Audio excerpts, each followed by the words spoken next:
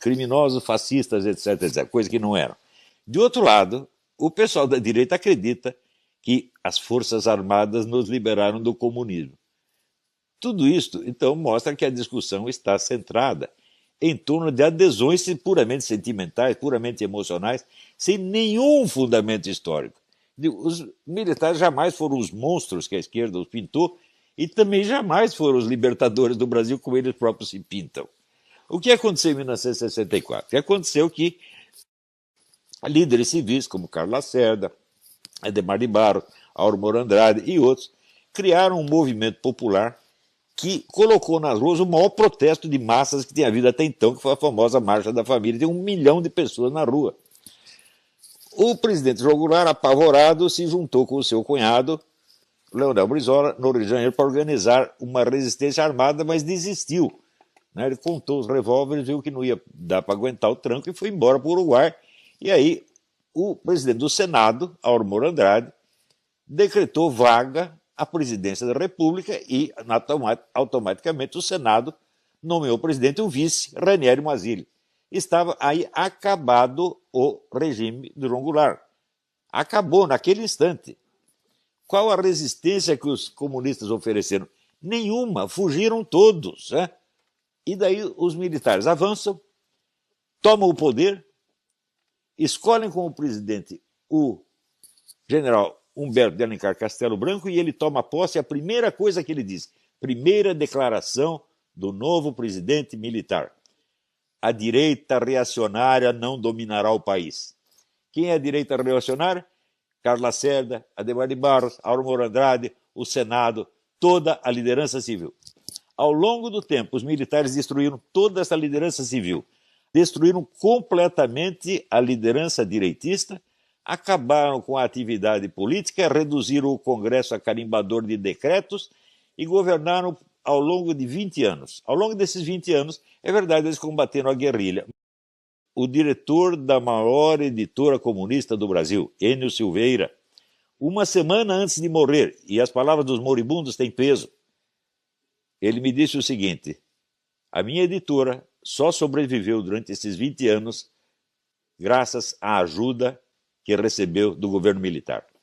Quando a situação engrossava, eu ia lá para o Golbery, pedia dinheiro, ele dava. Ao mesmo tempo, havia a teoria da panela de pressão, que, por não querer cercar os comunistas por todo lado, deixou aberta para eles uma válvula. Qual era essa válvula? As universidades e a mídia. Entregaram as universidades e a mídia para os comunistas, e eles fizeram uma festa. Você vê, naquele tempo, quem andava junto com o general Golbery dando conselho a eles? Um comunista histórico, o Hélio Gaspari. Então, ora, o general Golbery, comparado com o Hélio Gaspari, era apenas um menino. Eu não tenho a menor dúvida de que a influência do Gaspari foi decisiva em cima dele.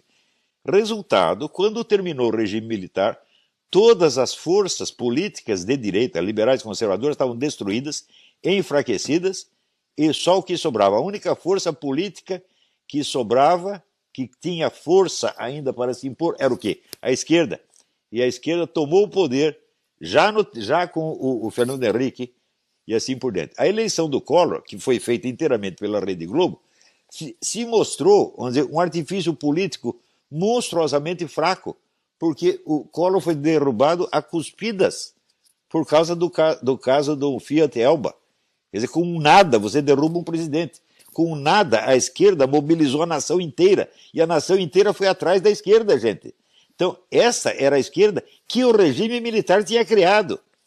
Então não venham esses militares, esses generais de cabelo pintado, se gabar para mim de que eles libertaram o país do comunismo. Ao contrário, vocês, militares, entregaram o país à esquerda, e a esquerda então dominou o país por 35 anos, humilhando vocês diariamente.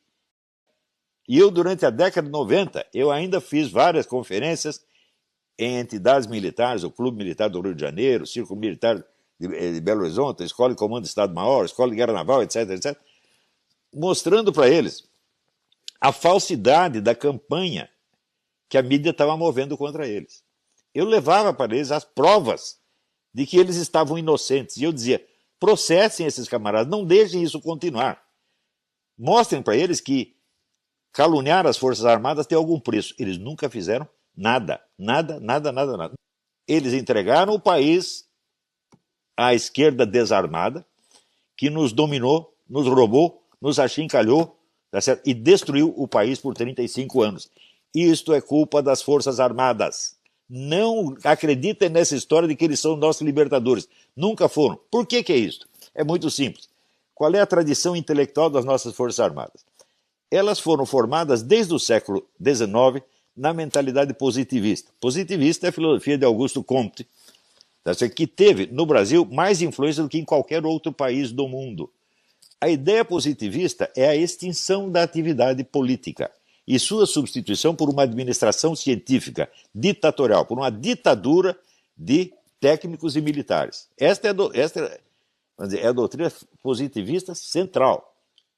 Eliminar, a discussão política, a liberdade de discussão política e trocar tudo por concepções técnicas e científicas impostas desde cima por um governo de iluminados.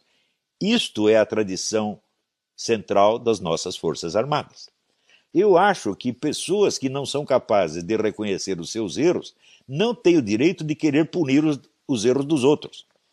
Então, isto eu estou falando não é para este ou aquele oficial, para todas as Forças Armadas. Eu nunca vi, dentro das Forças Armadas, o menor esforço para medir os efeitos desse erro positivista monstruoso.